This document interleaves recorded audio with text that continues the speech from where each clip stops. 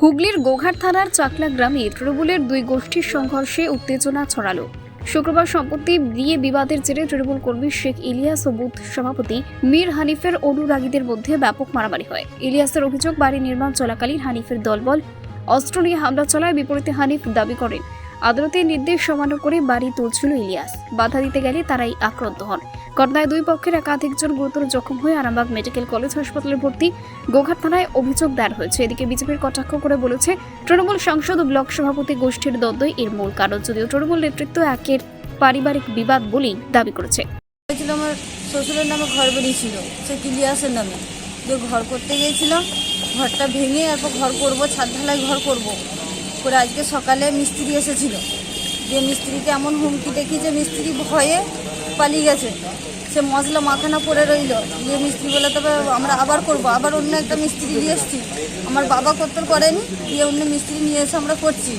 যে হুমকি দেখাচ্ছে, কথাতেই শুধু হুমকি দেখাচ্ছে। কারা হুমকি দেখাচ্ছে? ওই মীর হানিফরা শুধু হুমকি দেখাচ্ছে। হুমকি দেখাতে দেখাতে আজকে আবার গার্ডেনিং করবো বলে এবার সবাই ঘরেতেই ছিল। এবং মারধর বিশাল আরম্ভ করে দিয়েছে। আমার শাশুড়ি মায়ের হাতটা এমন কেটে দিয়েছে, পুরো হাতটা দুঃখক হয়ে গেছে। উনি ওটিতে আছে, সেলাই হচ্ছে। ছোটো দেওয়ারের মাথায় করেছে। আমার শ্বশুরকে মারতে গেছে, আমি ছাড়াতে গেছি, আমাকে মেরেছে পর্যন্ত। আবার আমার স্বামীকেও পর্যন্ত এমন মারতে গেছে, গলা টিপে তাকে ছাড়াতে গেছি। কজন মিলে মারধর করেছে? ওরা ছজন মিলে মারপিট করেছে। তারা কোন পার্টি করে? ওরা তৃণমূল পার্টি করে।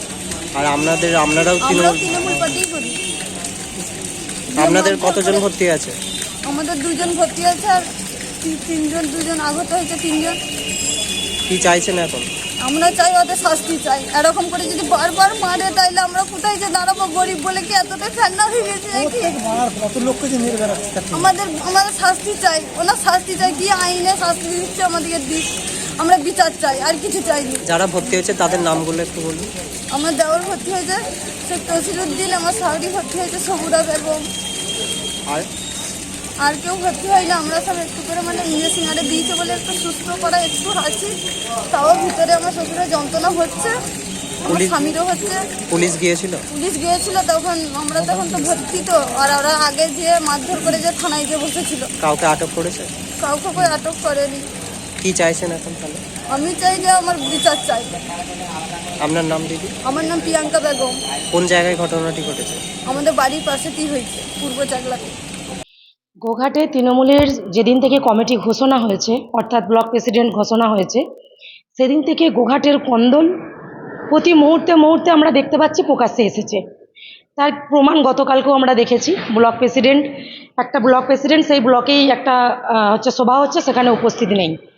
আজকে তার প্রকৃষ্ট প্রমাণ আবারও দেখিয়ে দিলেন। দুটো গোষ্ঠীর মধ্যে একটা বিরাট দ্বন্দ্ব, যে দ্বন্দ্বের জন্যে আহত 5 জন, তারা আরামবাগে হসপিটালাইজ হয়েছে এবং তাদের মধ্যে মহিলাও আছে।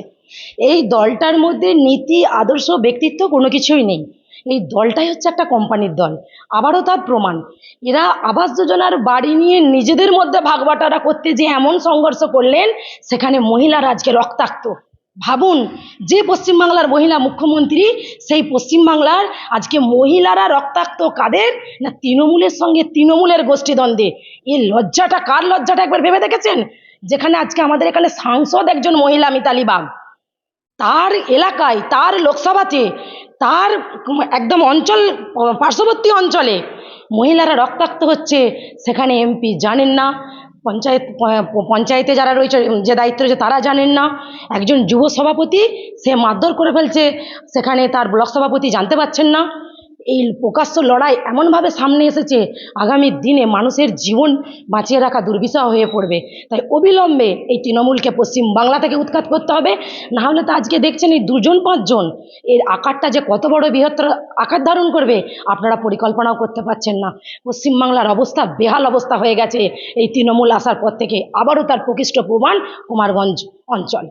আপনি খোঁজ নিয়ে দেখুন, যারা মারছে তারা সংসদের লোক, আর যারা মার খাচ্ছে তারা হচ্ছে ব্লক সভাপতির লোক। এই 2 লড়াইয়ের গোষ্ঠী আজকে মহিলাদের জনজীবন বিপন্ন, আজকে যুবক সমাজ আজকে রক্তাক্ত, পুরো সমাজটাকে এরা শেষ করে ফেলেছে। তার প্রমাণ দেখলেন কুমারগঞ্জ অঞ্চল। দেখুন, ঘটনাটা আমি শুনেছি, আমি খোঁজ নিয়েছি। যারা ইনজিওর হয়েছে তারা হসপিটালাইজ হয়েছে। হ্যাঁ, আমি তাদের দ্রুত আরোগ্য কামনা করছি। কিন্তু এটা হচ্ছে একটা পারিবারিক ব্যাপার। মানে পারিবারিক ব্যাপার বলতে একটা বাড়ি করা নিয়ে ছাড়ছুড় নিয়ে পাশের মালিক যে একদম ভাই ভাইয়ের বৈষয়িক সম্পত্তি বিষয় নিয়ে যেটা আদালতে পর্যন্ত কেসটা চলছে, এইরকম একটা বিষয়কে নিয়ে কিন্তু গণ্ডগোল। সুতরাং এটা মানে কি বলবো, দুটো পরিবারই তৃণমূলের সমর্থক, তাহলে স্বাভাবিকভাবে যদি মারপিট হয় এটা তো পারিবারিক বিষয়, এখানে কোনো গোষ্ঠীদ্বন্দ্ব নেই। দেখুন, আমরা সবাই মমতা বন্দ্যোপাধ্যায় তৃণমূল কংগ্রেসের সৈনিক। এখানে এই সাংসদ ব্লক সভাপতি এটা বিষয়ই নয়, এটা মানে কি বলবো, এটা একটা রং লাগানো হচ্ছে, এটা বিরোধীদের চক্রান্ত, এই তার বেশি নয়। আমরা দেখছি, আমাদের যেহেতু সমর্থক, আমরা বসে এটা ঠিক করেন। আমি সৌমেন দিকার, গোঘাট ব্লক তৃণমূল কংগ্রেসের সভাপতি। Bureau report, Jajba 24 Bangla.